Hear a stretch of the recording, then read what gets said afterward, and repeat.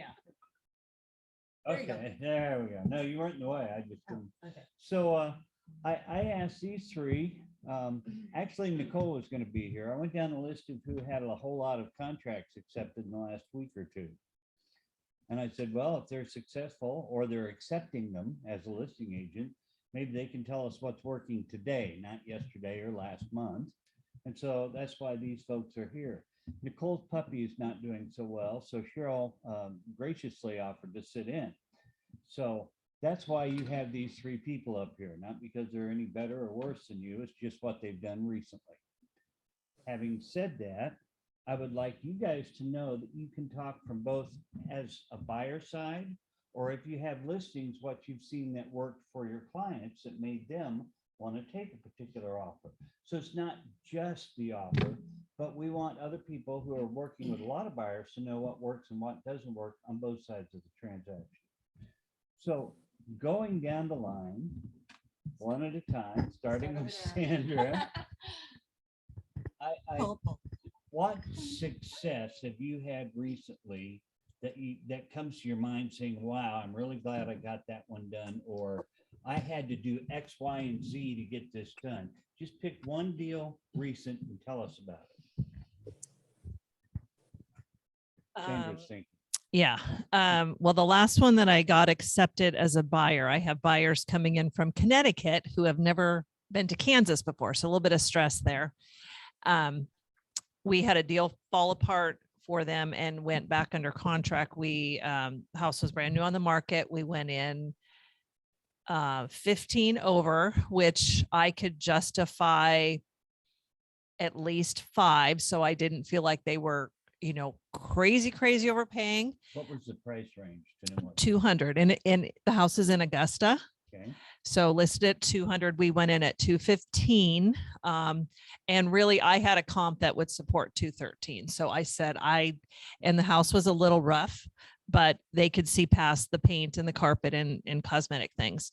They were also FHA. So that was a struggle, but they agreed to pay. What did we do on that one? We agreed to pay buyers in our miscellaneous, buyers agree to make FHA appraisal requirement repairs up to 1,000. So we're willing to cover any appraisal requirements.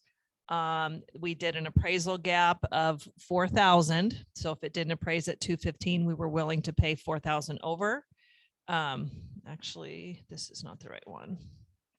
And then most of the ones that I've been getting accepted have had that they are willing to not take the property in as is condition, but that they're that they are agreeing to not make a repair request unless the cost of repairs is more than 3,000. And I am trying to be specific on what those items would be, because you're getting a lot of these offers right now. I'm seeing unless it's a major defect.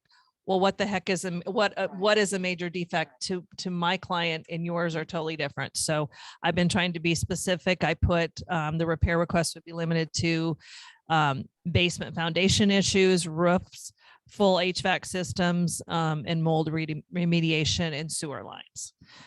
So you specify what those major items are. And putting up a price gap. So if it's less than 3,000, my buyers are basically willing to accept the property in its current condition. I want to talk about appraisal gap in a minute, because I'm sure there may be people who have no idea what they are or how they ought to be worded. So please discuss that, but we're going to get in depth in that in a minute. Okay, thank you. And you got an FHA accepted. That's hard work in this market. Yeah. And when Arlen, this is my deal with, and when he called me, he goes, "We're going to accept your FHA offer." So, wow. Well, thank you. So, I mean, and my people knew that they had to go in strong to beat out a conventional. So, but they couldn't qualify conventional. So you have to do what you got to do sometimes. Excellent. Brenda, I know that last week you shared one that amazed us both. Is that the one you're going to talk about? I can talk about that one, but that is in the midst of falling apart, actually, because so the one that I got accepted 2 weeks ago was, we came in, oh, no, wait, that one, I'm sorry, that one is closing. We came in $34,000 over asking with an appraisal gap to cover the entire thing. Inspections only for immediate health and safety issues or structural deficiencies. What was the price range of the house? And it was a condo and it was listed at 279.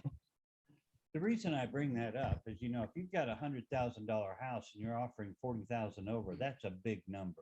Right. If you've got a $500,000 house and you're going, 40,000, that's a Mhm. smaller number. So thank you. Here's the challenge that I'm seeing today. I had another one that was accepted last week, or maybe it was the week before, I don't know. And they offered $15,000 over. That was listed at 315. They offered 330 with a full appraisal gap.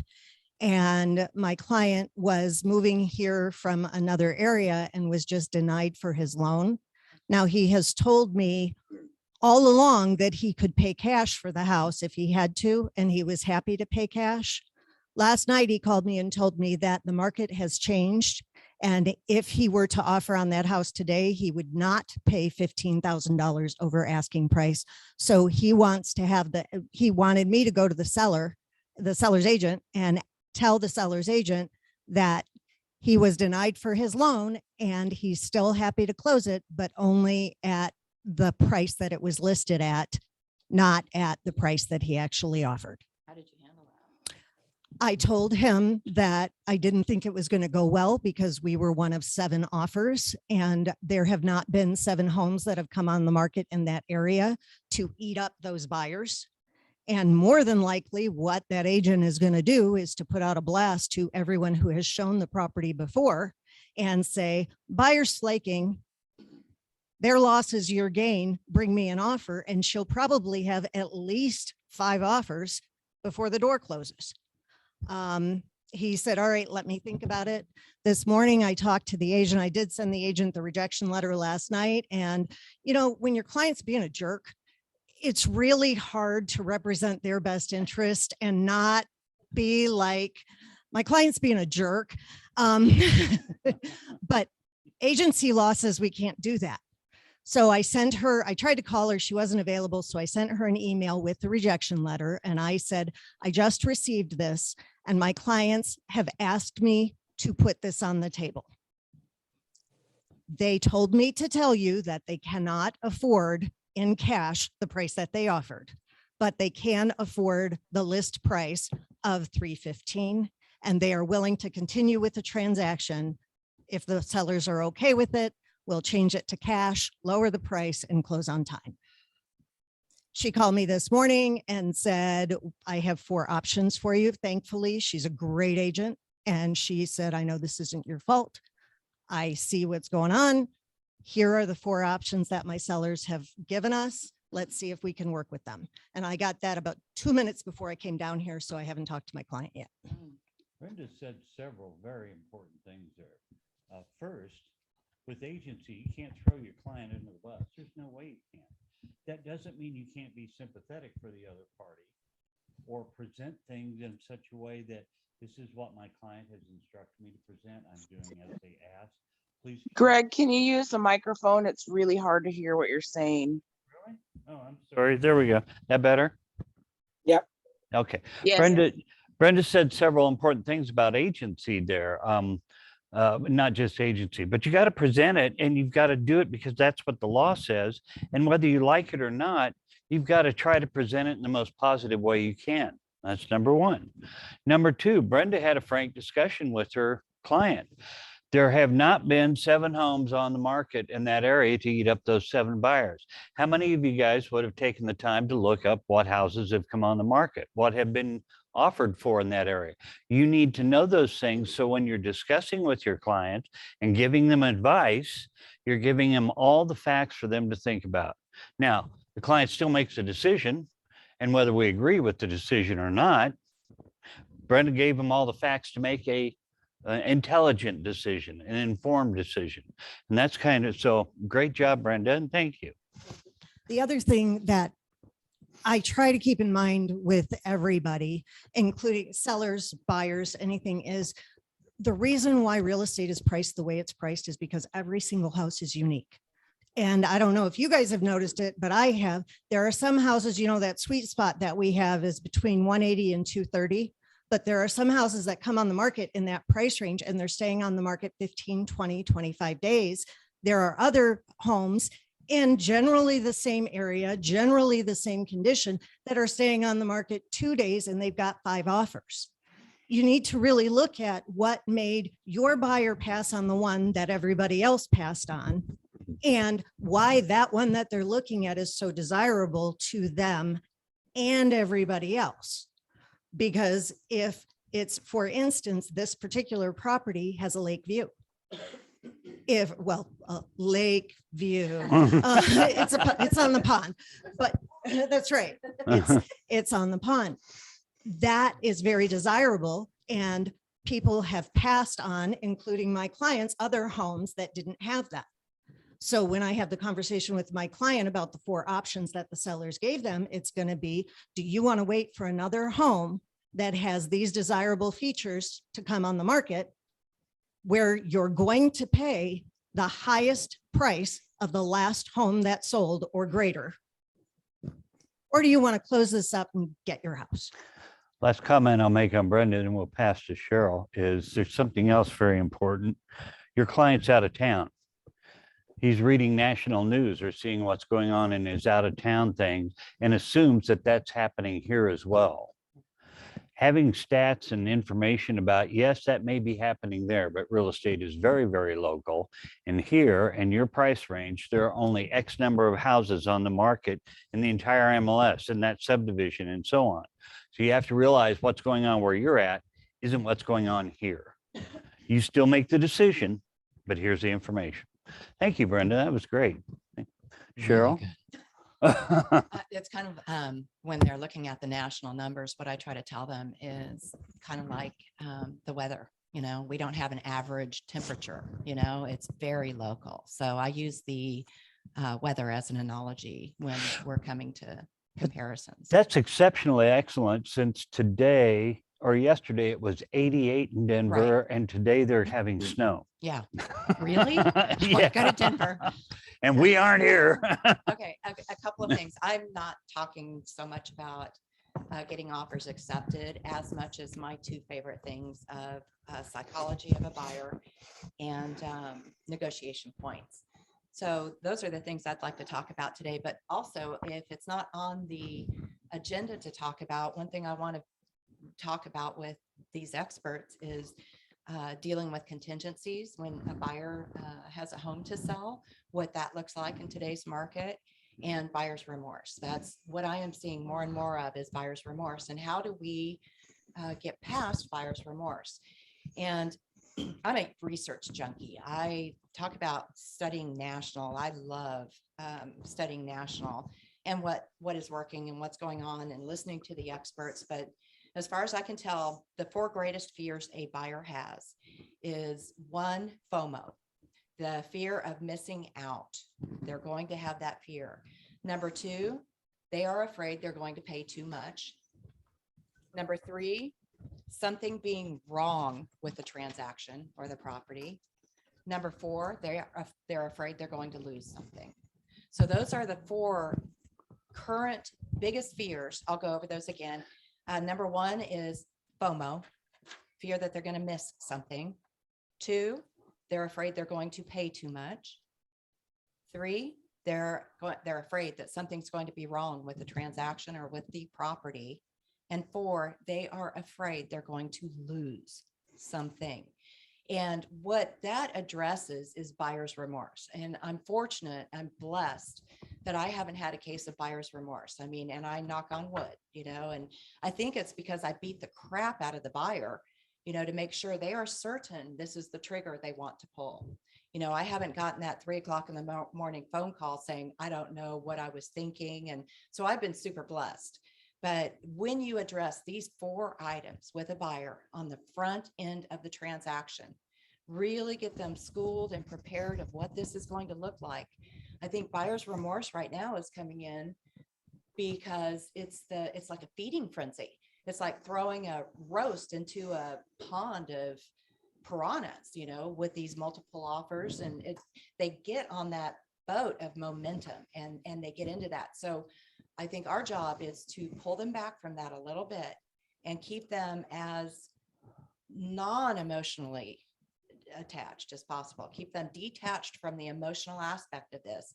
Get them to understand that the $10,000 that they are overpaying for this property will probably take 3-4 years or more to catch up to the realistic market value.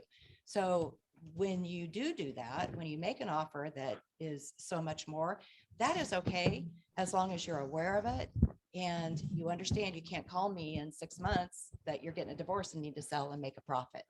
I'd like to add or throw in a couple of things. All 4 of those things you just said are extremely amplified in this market, Yeah. because the house comes on tomorrow, and that first one, FOMO, fear of missing out, did that house that came on today better than the one I just bought? Right. And you're going, wow. And you're making snap decisions because you have to. But something Cheryl said was the most important out of all that. If you have a good buyer consultation before you see your first house, and you go through all of these Yes. scenarios in depth so that they can think about it before they get in the house. We all have this thing. You want to see 1, 2, 3 somewhere? I'll be right over. We're going to go through it. Oh, you want to write an offer? Let's do it. Before we've ever had that consultation with them.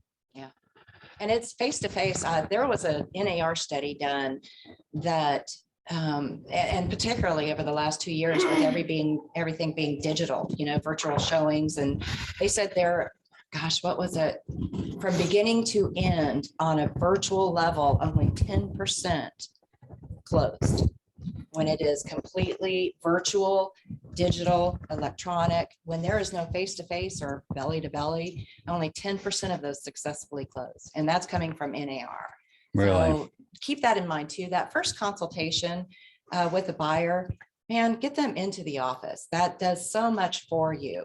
So buyer's remorse is one of the biggest things we can avoid with that very first consultation. And one of the things to address with the seller regarding buyer's remorse, it's like, okay, here's how serious my buyer client is, that we're not going to have that. There's things you can do, especially what I've been seeing that's working very successfully is the buyer putting non-refundable earnest money down. So, whether it's 500, 1,000, or 5,000, for the buyer to put that much teeth into the game, that's going to make the seller feel way better about this outrageous offer that he's accepting. Very good. So one, thank you. The rest of this, we're just going to kind of do open discussion and pass microphone down and back and forth.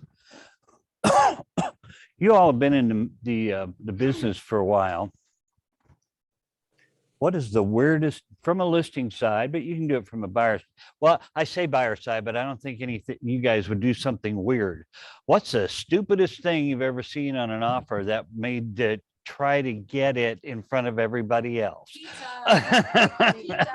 Wait, okay. Well, first I'm going to say I'm going to answer it the other way. Okay. What's the stupidest thing I've seen on the MLS Okay. that Fair enough. makes me, how when you see something, sometimes you look at it and go, I don't even think that's legal.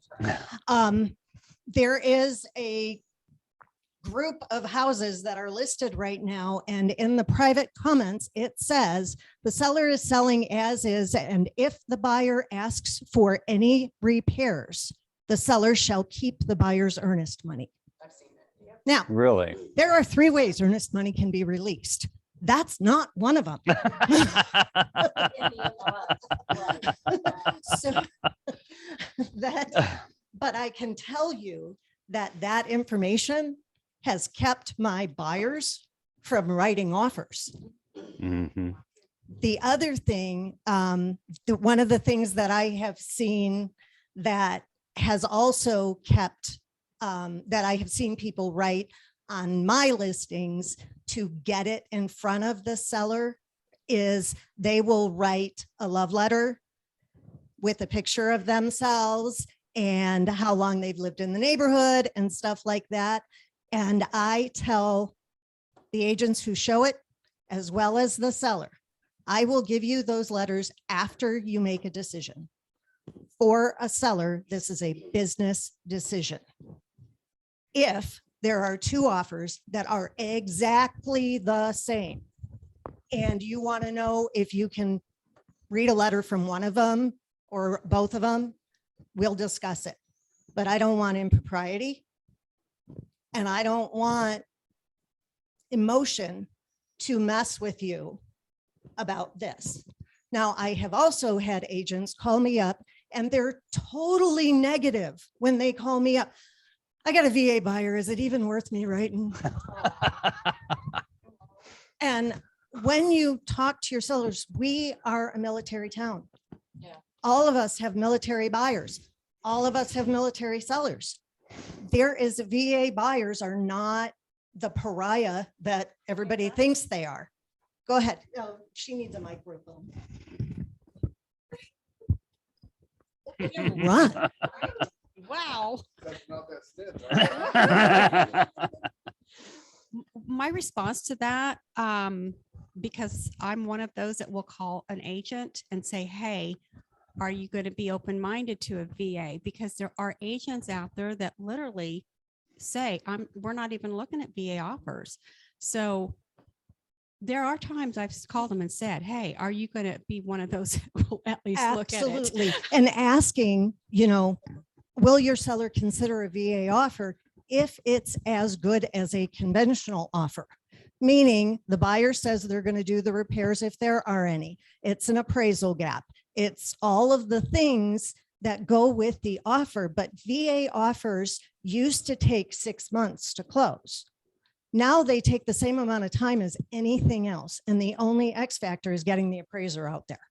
So if the buyer is willing to do any repairs that VA asks for, and the buyer is willing to provide an appraisal gap, and usually because VA is zero down, the buyer can.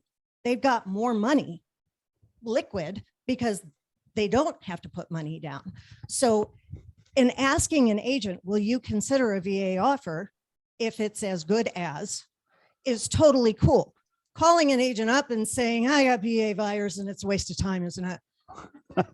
It's exhausting. Well, I'm sorry, another question? Well, one comment I want to make is if I'm listing a property and I'm offering it to VA buyers, then I better be prepared to accept a VA buyer offer in the door, Explain to your sellers what that means. which is going to be my next question Right. from all three of you. How do you explain to your sellers when they say, well, what's the difference between conventional FHA and VA, and why would I want to not do FHA or VA? I would like to hear how you guys explain it. Go ahead, 'cause you'll see the exact same thing.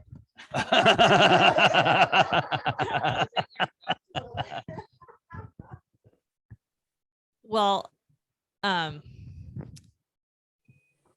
I have been fortunate, like one of my sellers just accepted a VA loan, but they're military, they're in Derby, and their house, they did their homework. We did a pre-walkthrough before we listed it, as far as things that would help make it, more appealing and things that might come up in an appraisal. So I think you kind of have to have that conversation with your seller based off of the condition of your home. I mean, because if there's nothing that you can see, if there's no bad negative drainage, there's no peeling paint, there's no broken windows, the concrete's not, falling off the house, you're probably fine, and I communicate with sellers and buyers the same way, especially if they're not going to fix something. This could be called out by an appraiser and it could not, because some of them, I've had houses that were so full of peeling paint and the home inspector saying, well, the appraiser make the fix that. Well, of course, first thing I did was put him back in his lane. That's not your job, because there's no guarantee that an appraiser is going to call it out. But I don't know that I answered your question. What I say to sellers is that conventional loans used to be the pinnacle of loans, used to be the most qualified buyers, the best buyers, because the only thing that the lender looked at was the overall condition of the property for value and the repayability of the loan by the buyer. Since 1984, thank you, Ronald Reagan, conventional loans are no longer 20% down best buyers on the planet. The difference between an FHA and a conventional and a VA is only the condition of the house for the lender and the ability to purchase, not repay, purchase for the buyer. If there are things that an FHA or a VA, which the overlays are about the same, if they're going to call out, you have a choice. You can fix them before we list it. You cannot offer those terms, which is going to shut your buyer pool down considerably. Or in this market, we can see what kind of offers we get, and there's a darn good chance that a buyer is going to agree to do those repairs should they be called out. It is your choice, Mr. Seller, if you want to open yourself up to that. But the timing for closing can be as much as 15 days more than a conventional loan. Everything else is the same. It is all cash to you when you sit down to sign the closing papers. With the house in the condition that it's in, it is my recommendation that we offer all forms of financing to get as many buyers as we possibly can, because our goal right now is to have as many people see it as possible, so as many people write as possible, so you have your choice. On VA offers, when I'm dealing with a buyer, I tell them to determine what they want to offer and then add $45. So instead of offering 200,000, they offer 200,000 and $45. And the reason why is because in VA, the buyer cannot pay for the termite inspection. Now, is it obvious that you're paying for the termite inspection and the 200, you're offering $15,000 over, the termites included? Sure. But is the other agent going to process that the way you processed it? No. If you're saying, I will take care of everything, and you're also raising the offer by $45, you are also saying, and I'm paying for what FHA or what VA won't allow me to pay for. Very And it good. has been very. I love that. And everything, like you said, I'm going to say the exact same thing. When it comes to VA, I mean, everything she said, I 100% on that. Keep the home open to as many potential buyers as possible. When you're going through a property with a homeowner that's getting ready to list and you're walking through the home, the main concern about VA is condition. That's really the main concern. And so when we are walking through the home, there's three things I tell them, because I have fresh eyeballs on this house. You know, I'm seeing it for the first time. You've been staring at that for 10 years. So depending on how we price this, there's going to be a list of could do repairs, should do repairs, and must do repairs in order to price it where you want to price it. That gives them some accountability in the pricing. If you want to list it like a model home, then these are the must do's. And if we do that, open it up to VA buyers. You know, if there's something that you could do, you don't want to, then open it up to VA buyers, you know, stay flexible in it. But walking through the property, you're having that conversation with them when you're looking at the Federal Pacific, you know, junction box, you're telling them, this is something that a home inspector is probably going to catch. You can make the investment now, or you can price it accordingly. So condition is what it comes down to. Get them involved in pricing the property based on how they want to make repairs. I want to make sure we get to a couple of topics, so I don't, not cutting anybody off, but I will say, if I get a phone call that says, should I even write a VA offer? I would say we checked it in the MLS. Of course, we're going to consider it a VA offer. If you don't check it in the MLS, you know, okay. No, but that, real quick, with that being said, I had an agent that debated with me a little bit in a class recently, and she said that they had VA on the MLS.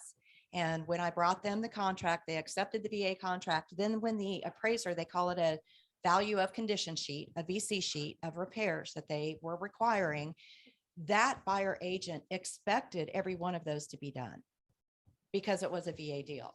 So I had a very good conversation with him or her, the agent, about just because they agreed to a VA does not mean they are agreeing to make every repair. Be very, very clear on what that means. Because that's a big one. You can't be telling your buyers, well, they have to fix it, because that's not what the contract says. You know, everything else is still in the contract. They can renegotiate these repairs. I did something recently, and I'm going to get some feedback on what I did. Oh, okay. A friend of mine. A hypothetical. Okay. I had taken a client out and we had written 4 offers and wasn't getting accepted. And I couldn't figure out, you know, what, so this class was gold to me. Okay. I couldn't figure out what can I do? Well, the house that we finally wrote the last offer on was a specific brokerage that has variable commissions. And I thought to myself, okay, how can I overcome their variable commission? Because if I go in with the exact same offer and their company brings another buyer with the exact same offer, I'm going to lose out. So what I did was an escalation clause on the net to seller and not the purchase price. I said my buyer will go $1,000 over the net to seller. Is that? Okay.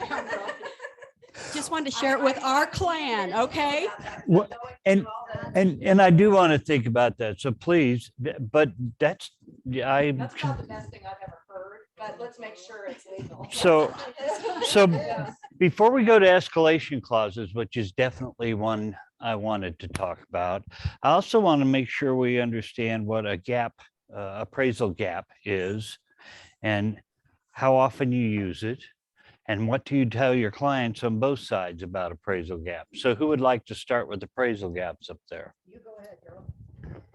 Well, my last 2 listings ago that I went under contract with, we ended up with 11 offers. I listed it at 180. Our highest offer was at 203 with an escalation clause to 209, but it did not have an appraisal gap. We ended up going with an offer at 202 with a 5,000. It was the highest offer with the highest appraisal gap. And I just told when we went through them all, I said, these are all a gamble. I don't think it's going to appraise anywhere close to that, but we might as well roll the dice and take the one that's got the biggest buffer of insurance with the highest price and see where we're at. Now tell them about the appraiser. So then the appraiser calls me. I'm trying to remember who it was. He said, I just wanted to give you a professional courtesy. He said, I'm working on your appraisal and I'm not coming up with anything close to your contract price. And I'm like, I know. And he said, I am coming up with a value right about 180, which is what I listed it for.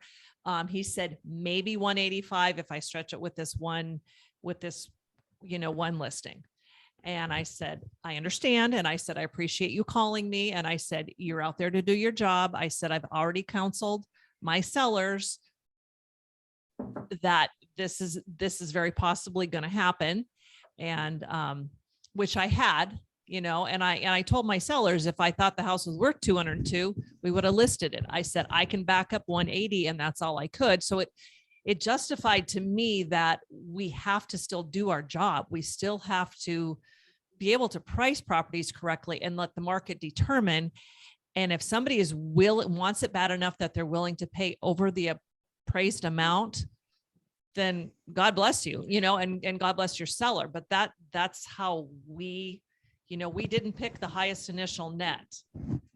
And we didn't go with any that had stupid escalation clauses because I don't believe in them either. I tell my buyers, put your That's best, our next subject, by the way, is yeah, put your best escalation. foot forward. But I mean, So- I just think coming up with the highest, gamble, but with the highest appraisal, but the appraisal gap. So they were willing to pay 5. So I'm a stupid broker who sold in the 90s and we never heard of appraisal gap. Would you define for me what an appraisal gap is? Appraisal gap is being willing to pay X amount of dollars over the amount that it appraised for. So in this case, the appraiser, we listed it at 180. Our contract price was for 202, but they wrote an appraisal gap for 5,000 over. So it's a guarantee. So What that house appraises for, they're paying 185 or 5,000 over the appraisal. right. So the appraisal came in at 184. So they paid, so we changed our contract price to 189. So if I do that, then the extra 5,000 is additional down payment as far as the bank's concerned. Correct. Yes, cash from the buyer. Okay. Does everybody understand that?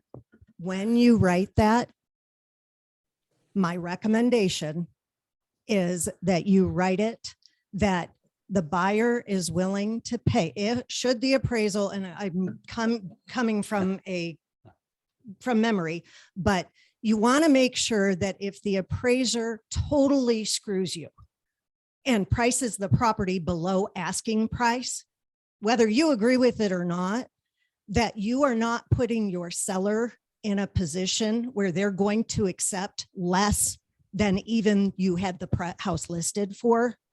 So if an appraisal gap comes to you that says they agree to pay $5,000 over the appraisal, if the house is listed at 185 and it appraises for 170, now your sellers, regardless of what the offer was that they accepted, have agreed to accept 175. So you need to write it or counter it. So as for a buyer, I write it that should the appraised value come in less than offer price, but at or above list price, the buyer shall pay X amount over appraisal. Should the property appraise for less than list price, the buyer and seller agree to negotiate per paragraph 14. I think it's 14. Excellent. If it comes in, less than the offer price or but at or above list price. Don't worry, Amanda, you can get it. I was going to say. You live with her. Come on. We live together. Do you have something to add, Cheryl? You need to protect your seller and make sure that you're not putting your seller in a position where should the appraiser absolutely shit the bed, you're accepting less. Bleep the bed. Oh, sorry. Well, Sorry. Okay, that's the second best thing I've ever heard. Maybe the first. One thing I wanted to talk about based on what this class is about is getting, like Lynn said, how do we get these offers accepted? A couple of things we can talk about. None of these are things that I recommend. These are just things you can consider, discuss with your broker and or your client, your buyer client. But there are 5 negotiation points in a contract, in an offer.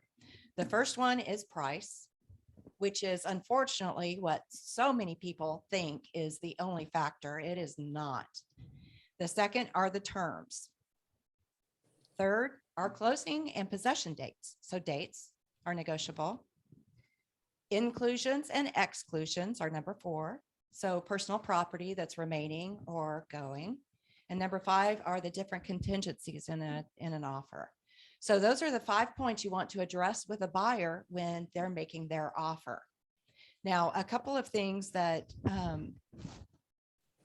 I've heard, which really puts the buyer ahead of other offers and a multiple offer, is we've talked about the appraisal gap, obviously, and Sandra talked about the inspection, doing basically as is up to a certain point, 2,000, 5,000, whatever.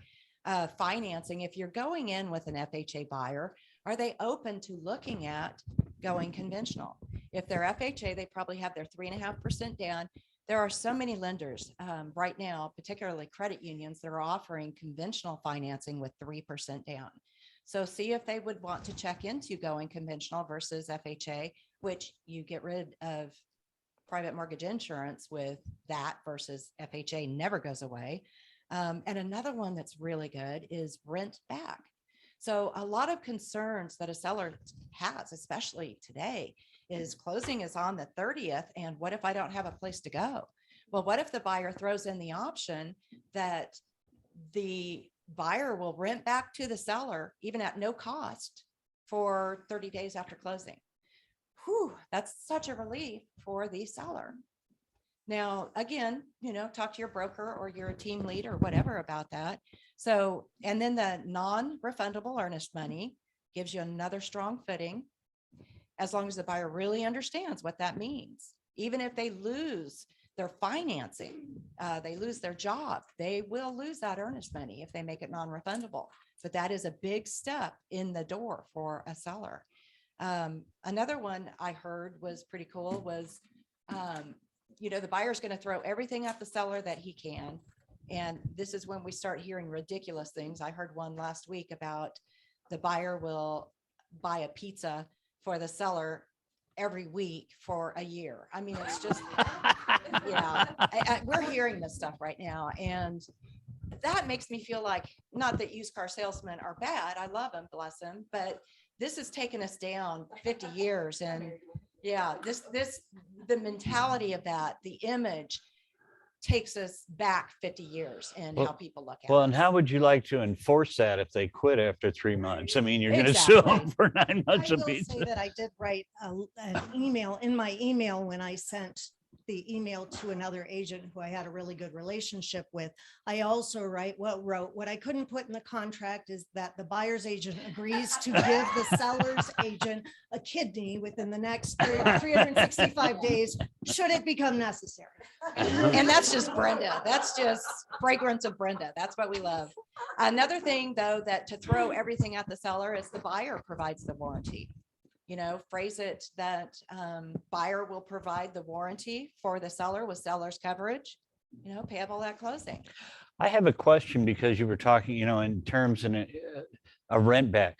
Do you guys prefer the rent back over an extended closing? Why? Because if the seller needs that money to go buy a house, Yeah. Okay, anything can happen. Or they're moving out of state. It is that guarantee. okay. It is the guarantee. Absolutely. Good discussion. And the seller then has a drop dead date True. where, we know we're closing, we're going to have our money and we got to be out by X. Cool. Okay, so we've talked a little bit about appraisal gaps. Can we talk about contingencies, the buyer's contingencies? In just one more moment, I want to talk about escalation clauses because I have really strong feelings about them that I've been quite vocal on. I also know you guys have seen escalation clauses a lot because I'm hearing about it upstairs. Do you have thoughts, plus or minus? Do you want to share something quickly? Then let's go to contingencies. So an escalation clause, just if you don't know, and I'm sure you do, but an escalation clause is you make one offer basically on the front of the contract. And then in the miscellaneous paragraph, you make another offer that says that the buyer will pay X amount above the highest offer up to a certain amount in order to get the house. They are written in many, many different ways. Some of them are written in 5 words. Buyer pays $1,000 more than highest offer up to 312. Well, if up to 312 even in there. If up to 312 is even in there. Others are a paragraph that doesn't actually becomes 5-point font in the miscellaneous paragraph because there's so many quid pro quos. Yes. What I do for my seller side is I talk to the sellers at the listing and ask them their feelings about it. I tell them both ways. And I tell them, if your home is as desirable as I think it may be, we will have multiple offers and more than likely, some of them may have escalation clauses. Let me explain what that is. And then you tell me if this is something you want to have or something you would prefer. I tell agents not to do, and I leave it up to the seller. I tell my buyers when they say, well, why can't you just do what the internet says and tell them that, offer them asking price, but then say, we'll pay $15,000 over the highest, we'll pay up to $15,000 more, but only $1,000 over the highest offer. And my answer to my buyer always is, I can do that, but I can also tell you what's going to happen if there's a good agent on the other end. And I promise you, the other agent is good. You have shown your hand of what you're willing to pay. And they do not have to invoke that escalation clause. They can come back to you and say, your highest offer is $315. That's what I want. And you're going to look at me and say, no, I only want to pay $1,000 over their highest offer. Okay, but you showed them what you're willing to pay for this house. They did not invoke the escalation clause. All they did was take the price you offered. And So- in fact, to add on Brenda, there's nothing to invoke because it's an offer. You strike through that before it's signed, it's gone. I know what the highest price, there's nothing to invoke. It's not a, Well, I they must didn't do this. until Trigger it's the signed. escalation. They didn't counter based on the escalation. They countered based on you tipping your hand. Now, let me ask you this. If you offered $315 and got it for $315, would you pull in your driveway every day and say, lucky me, I get to live here? Or would you say, I paid too much for this damn house? Whatever your answer is, we need to go just high enough so that when you pull in your driveway, you love it. That's the price you're willing to pay. It is not about winning today. It is about winning every single day you pull in your driveway. So a bumper sticker that says no regrets. That's right. No regrets. I just can't believe the internet line again. So I want to ask all three of you, have you had some agents that have reacted poorly when you told them you weren't going to use the, and what was your experience in dealing with those agents? Educated, just educated. I was going to say, as far as I can remember, I think I've only seen sellers accept one escalation clause. And of course, then you have to prove it and, whatever, but the situation has to be pretty prime to accept an escalation clause. The agents that are using these escalation clauses have a lot of, I think, misunderstanding about them. Mhm. And so their buyer clients have misunderstanding. And so when we say no to an escalation clause, they fall out of their chair. It's like, what is wrong with you, listing agent? Are you stupid? Yeah, I've seen some pretty bad responses, but that's where you go back and tell them there are more than just the price when we're negotiating a contract, So yeah, educate the dum-dums across the Okay. table.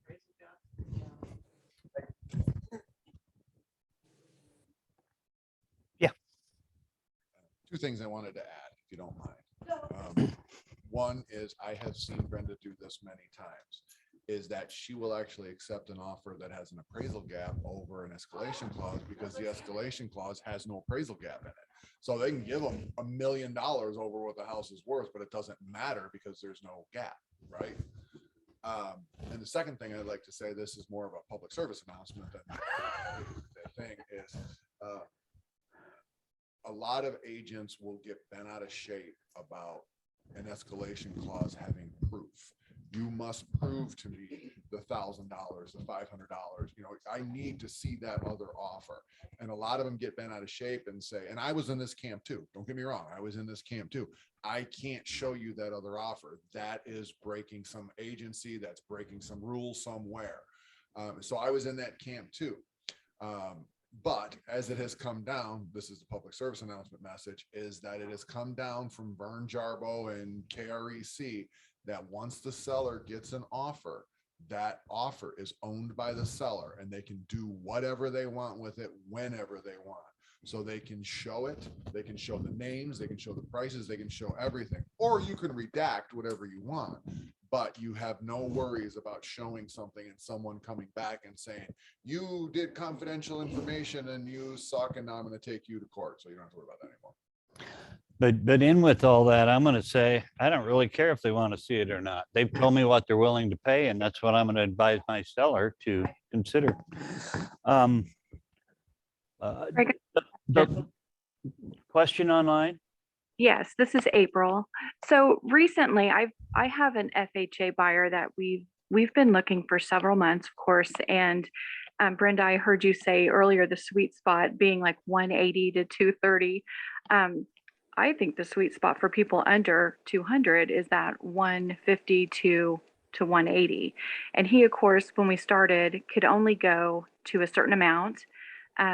So we really can't pay too much over. And when you look at houses that are on the market at, 150, but you can maybe offer 10 or 15 more, anything, you're getting beat out by people who can pay, 180, 190 because there's nothing on the market in that price point either. So I've recently wrote 2 contracts for the same client.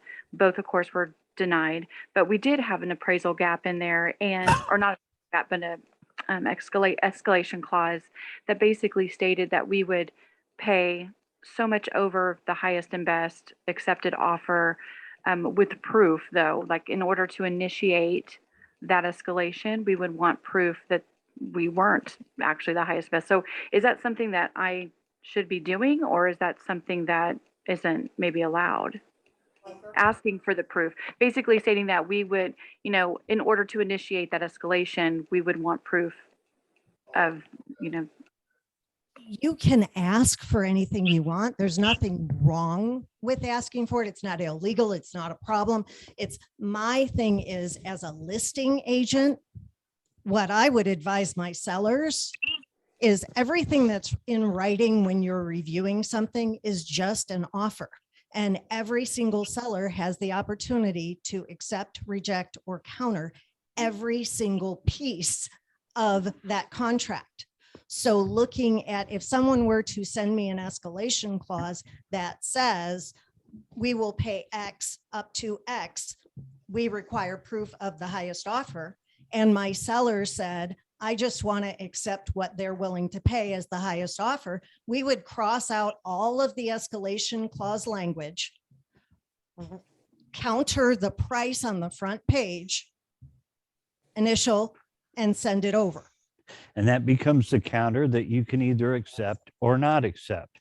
And if you don't want to accept it without proof, you don't have to. But neither do they have to provide it just because they gave you a counter. Regardless of what the other offers were. Right. it's just difficult to really come up with a strong offer when you have someone who can only go to a certain price. Well, And we're really trying to maybe now look at houses that are listed well under, but then in this price point, that is taking away a ton of amenity. It's literally buying great great grandma's house that hasn't been updated or improved since the 40s.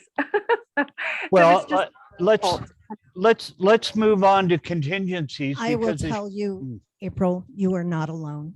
It is the struggle that we're having. Now, I will also say, and I'm sorry, Greg, I know we want to move on, but one of the things that I think is hugely important is to educate your buyers about this market.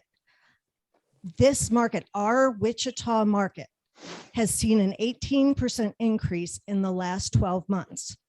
In 2021, we saw a 17% increase in that's the prior increase 12 in the months. price of the home. Increase in the price Yeah. of the home. Yeah. However, if you look, the smart people say that we are not facing a correction. What we are going to see is a slow of the escalation, the increase in prices. But when the rest of the nation was gaining 7, 10, 12% a year, we were absolutely flat. We had no employment. We had no population increase. We had no job market. Now we have Go Wichita that has brought in significant people for jobs, brought in significant corporations. We now have a very low unemployment rate. We have a very diverse commercial market and industry. We're not all aircraft anymore. And what we're seeing is the correction to the rest of the nation. So your buyers who say, a year from now, I'm going to be upside down on this house. Well, I don't have a crystal ball, but I can tell you, this is what we've seen happen in the last 2 years, and people way smarter than me say that we're not due for a correction. What we're going to see is a slowing of that. We're not going to see 18% every year. We may go back to 3 to 5%, but at this price, this is the correction. Yes, this house 2 years ago was worth 160 and now it's worth 180. But all the smart people say that 2 years from now, it may be worth 5 to 10% more than that. So Right, right. So I would say a couple of things, and then I do want to move on to contingencies, because as Cheryl says, terms and contingencies can make a huge impact on what kind of contract is accepted. And so, it's not just the money. As far as the prices of the house going upside down, you're going to find your buyers are not going to be able to afford the high price because the interest rates have risen enough. It may drop them down to a lower price range anyway. And second, with inflation kind of running away the way it is, I don't see our house prices dropping or correcting much, if any. I think they will flatten because the rest of the inflation will catch up with us. So having said all that, and we can talk more later if you want, April. Cheryl, let's go on to your contingencies real quick and then we'll wrap this up. And that, reminds me that it's a really good idea. The buyers that you're working with now, if you've been working with them for a while, go back and visit with the lender again, because a 1% or 2% change in the interest rate could completely change what they qualify for. So all the buyers that are really active, just get them back to the lender and make sure they still want that payment. Okay, my question to my expert friends. I've got buyers and they're strong, good buyers, but they've got a home they need to sell. Our problem is, if we sold their home right now, they would literally be homeless. In today's market, since we've seen this for 2 years now, how would I, a savvy buyer's agent, phrase it to a savvy listing agent on this contingency?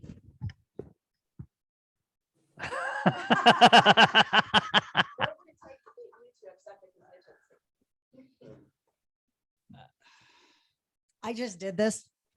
And what we did is, one, we came in at it with a strong offer. All the terms of the offer were most acceptable to the seller first. So a strong offer. Second of all, we did not use a contingency addendum. Most important. The reason why is because that contingency addendum says that the seller will accept your offer and keep the home on the market and accept another one. If you're in a multiple offer situation, they'll go, okay, I accept yours and I invoke the contingency. So I did not use the contingency addendum because I wanted them to wait for us. I used a very quick closing date. I put the closing date for this contract as 38 days instead of 38 days from the date we wrote the offer. And then I said in paragraph 31, this property will be subject to the sale and close of the seller's home located at, the property will be on the market within 24 hours.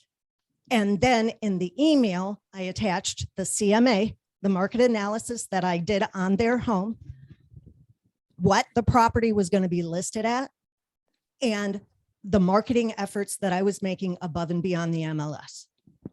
And in paragraph 31, I also wrote, if the buyers do not have an offer on the subject, their home, their current home by X date, at the seller's option, the seller can declare this offer null and void and move on.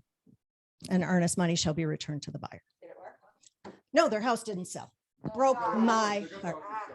No, they got, oh yes, my clients got their offer accepted. We put their house on the market and it has not sold, and That's heartbreaking. it breaks my heart. Contingencies suck.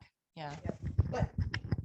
Okay, so I did have this situation I had, and she's kind of like a daughter, was an old neighbor, and I prepared them. I said, we're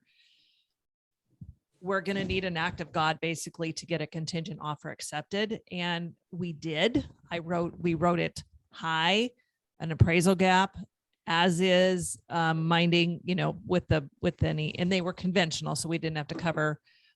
We did very strong earnest money. And I called the listing agent who I'd worked for before. And I think a big part of it is, and they accepted, and they had been on the market a couple days. It was a house in Derby, but it's a 2-story. So not a typical home. And we offered, she calls me back. She said, they're going to accept it. And she said, Sandra, I've worked with you before.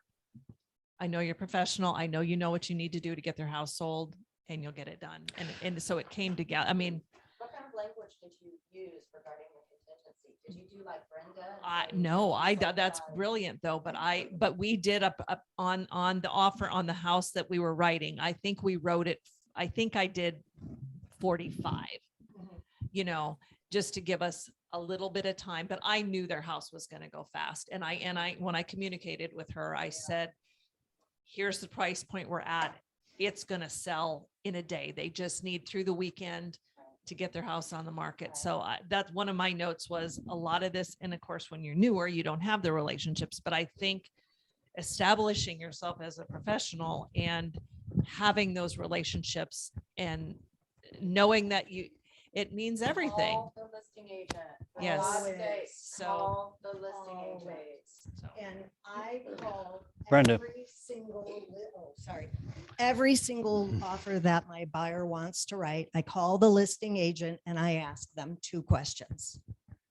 Well, actually 3 questions. Do you have a presentation plan? Because right now, every house is an auction without an auction. So how long are you accepting offers for? Because right now, I don't know if you've noticed, but some of us have had offers out there for a week and the agent seems to be hanging on to it, waiting for another one before the seller makes a decision. Really annoying. Also against license law, I believe, but that's okay. So I always ask them, do you have a presentation plan? Do you currently have any other offers? And is there anything important to the seller other than price that will make my offer stand out? Any help you can give me, I would truly appreciate. Depending on who you're calling, they'll tell you everything or they will tell you nothing. It's all, but your relationship is everything. and another thing that a lot of that I'm doing is I will call before I write the offer. Is there an ideal close date that that would work best for your sellers? In this one where I had the 11 offers, we didn't end up going with that. Actually, we did. The one that that they wrote in our possession date 24 hours later to give my people 24 hours to move. They're the contingent people. So that was invaluable to them as well. And I negotiated pre-possession on the other end, so we're going to be good. But so. Lynn, you have a question? I had a recent transaction that's getting ready to close the end of this month where my buyers could only go FHA. Just that's it. Yeah, because of debt ratio. So we found a house that they liked and it was on acreage, which they wanted. And the house exterior was peeling paint like you wouldn't believe. And I looked at him and I said, this isn't going to go FHA. And so what we did was we got an estimate to paint the house and we added that to the price, to the offer, and then asked the seller to take care of it. And they did, but the kicker was it was also a contingency on their house selling. And we've had, their house under contract, fell apart, and it took us about 2 weeks to get it back under contract. And fortunately, the seller has been really amazing and worked with us. So Good. it's been painted, it passed FHA, and it was a contingency too. So it's not impossible. Some of it is just asking by calling the listing agent, like you guys just said. Okay, any questions for the panel quickly? Because we don't want to, we've taken up a lot of their valuable time. This is Erica. I have a couple of things. When you're talking about contingencies and such, if you have somebody that's selling their house, if they've been in it for a while and have some equity in their house, another option that you might tell them to check with their lender is about getting a bridge loan I'm currently working with a client, and this is the first time I've had one of my clients do it, but basically the bridge loan, it is going to cost a little bit of money, but how much are they losing by missing out on having contingencies and stuff, where basically they're just taking a portion of the equity in their current home. They're getting that, it's like a home equity loan almost, and using that as the down payment. They buy their house and move, and then, or they can put their other house on the market before they even move. There are not many lenders that offer that. Who are you using? Sherry Wrangle at Flat Branch. Yep. So she's got me all set up. So my buyers decided they want to get moved completely and then put their house on the market. They have to pay the interest on the bridge loan, but Flat Branch will hold that if they want. They'll hold it so they don't even have to come up with the extra money. And for them, that was peace of mind to spend that little bit of extra money and then move and get their house, whatever remaining stuff needs fixed. But they could feasibly, once they get through inspections to know for sure that all of it's working, put their house on the market if they wanted to. So that's just a suggestion on that. Good idea. I do have a question back on appraisal gaps. So I have a listing that we went under contract, and the appraisal just came back, and the appraisal came back $2,000 over what I listed it for. But the buyer had offered 11,000 over. So I'm trying to figure out, we didn't ask for an appraisal gap beforehand or anything. So negotiating wise, when that comes to it, do you have any suggestions on what's the best approach to that? The terms of the contract say that should the appraisal come in low, there are three options. The buyer can agree to pay more, the seller can agree to accept less, or the deal can die. Or renegotiate. Right. That's you renegotiate between them, or the deal can die. At this point, because there was no appraisal gap given, the question is more what is feasible for the buyer. What type of loan do they have? How much money do they have to make it work? Where are you at? Because even though, I mean, days on market has risen by 4 in the last 2 weeks. So the question that your seller needs to ask is, if he were to put the property back on the market, would he get an offer that is $2,000 or more over the offer that he has right now, or $2,000, Yeah. you know? So, but at this point, you are negotiating from a point of someone has determined the value of that property that is less than what the buyer is paying. And now you've got to see what he's willing to do. Well, and the seller's still getting 2,000 more than original, what he was wanting. Yeah, in the end, with the buyer's offer of 11,000 over, if we go back down and we also take into consideration the 2,000 we offered in lieu of repairs, that they're still $1,000 over original asking price, and I still think they're coming out really fair. But I just wanted your opinion on it, so thank you. You just got to call the agent and see if there's any negotiation room. Okay, thanks. They Okay. can even split the difference. I mean, it doesn't have to be that price. They can split the difference, however they want to do it. Well, and I think it's important that we counsel our sellers right now. Everybody they're assuming they're going to get 10 to 15,000 or more above their listing price. I just listed a house in Derby about 3 weeks ago, 5-bedroom, 3-bath for 300,000 that I thought would go into multiples. We went on market on Friday. We had 2 showings on Saturday, nothing on Sunday. Then I think we had 2 showings on Monday. We got an offer for our list price. VA, of course, my sellers were VA, but they wrote in a lot of contingencies. But we've got to be careful, because depending on where the house is at, the price point, the condition of it, it could sit. And then people are like, what the heck's wrong with it? Well, there may not be, but we've got to be careful to not overpromise. And I think with buyers, a wise woman told me, you know, and when I'm working up CMAs, it's so hard because I always tell my buyers, my job is to protect you and help you from not paying too much. And in this market, I really can't do that. But here's what my numbers show. It's probably not going to get it done. Offer high enough that if you don't get it tomorrow, you're not going to regret it. Don't offer too much that you're going to have regret and feel like you overpaid. As Garrett and I have talked about just about every day, list price means nothing. Nothing. Well, no, it depends on who listed it, because it could be someone who says, let's list it 5% under market so that we get 47 million showings and 15 offers and 10 of them are garbage. Or let's list it at $5,000 higher than the highest price that is sold in the area because your house has heavy duty nails and it's worth it. You cannot. Heavy duty nails. Wow. Or one that I heard the other day, the heat goes all the way to the basement. That's got to be worth something.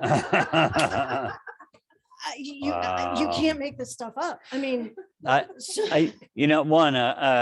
you, Brenda. That was hilarious. I want to thank our panelists very much. Give them a round of applause. Say thank you, panel. Thank you all who attended.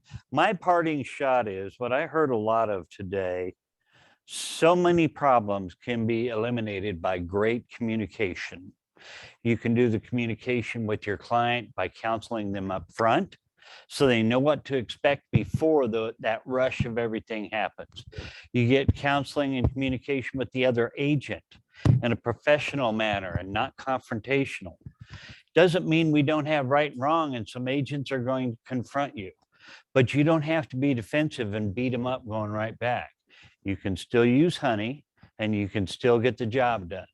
And that's how you get a professional opinion of also, yourself. can I say one more thing? Because Sure. This has gotten me more agent clout than anything else. Shoot. Whenever I have multiple offers, I create a matrix for my sellers so that I'm not sending them offers and they have to look through every one of them. I create a matrix that shows them what the offer is, what they're getting, blah, blah, blah, blah, blah, blah, blah. So you mean spreadsheet? Yes, spreadsheet.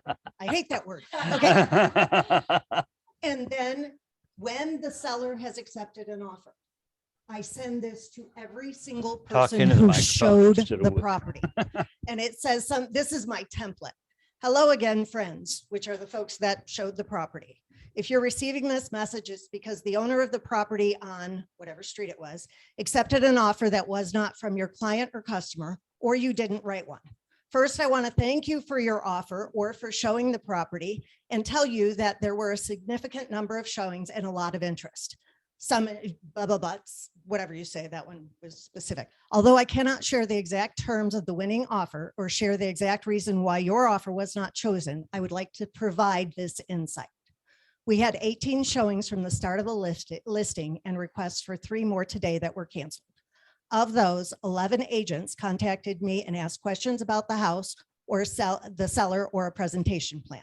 Of those 11, 9 said that their buyers were considering writing an offer. We ended up with a total of 6 offers. 5 were over asking price, 3 were conventional, 3 were VA. 1 asked for concessions, 0 asked for a home warranty, 5 offered a flexible closing date, 6 asked for a home inspection timeframe, 1 said they would not ask for any repairs, 4 offered restricted or conditional repair contingencies, 5 had earnest money of $2,000 or more, 2 had an escalation clause, and the escalation clauses offered at least $1,000 over the highest with a cap. Overall, it was incredibly close and all offers had their very good and not quite desirable points. For those of you that wrote VA offers, your offer was not negated because it was VA. Please encourage your buyers not to give up on it. Had one of the VA offers met the client's needs best, they would have gone that route. My highest recommendation with the VA offer is to offer to do any required repairs to get the loan closed and use a local lender. If you have any questions, please reach out. Thank you again for your offer. I'm sorry I don't have a dozen more homes just like this. I look forward to working with you in the future. That is so good, because we wonder when we lose out why, and that's so good. Yeah, that was really good. And that you did mention something in that local lender. That's key in this market. The only thing well, I'll say a couple of things about that. I have little patience to write that long of an email. Unless I do it at first where I only have to fill in a few numbers and things like that. I So only read brilliant. it once. Yeah. Second thing I would say is my only criticism is I wouldn't say you should go use a local lender, but rather my client preferred.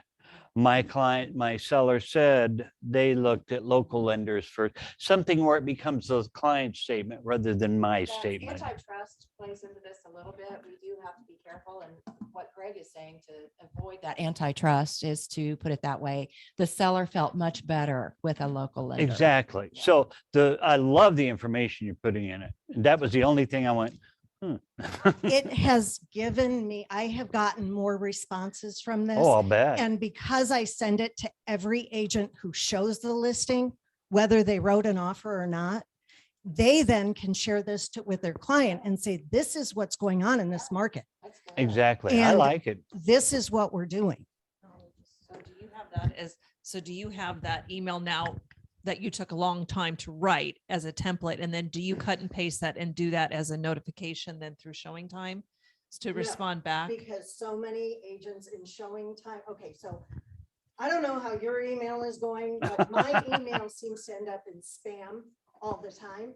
And most people put their showing time notices in spam. Okay. So So- I send out a group email. I blind copy everyone who's shown it and send it to myself. So you're taking the time. Okay. That's what. But again, if you write that email up front and you have to input some stats, you're still giving all the same information, but it's brilliant. It's wonderful. It's very thoughtful. Takes me 5 minutes. And I got to tell you, when I'm then on the other side of a transaction Yep. with these agents, they remember. And that goes back to reputation and relationships. So I'm going to stop the recording.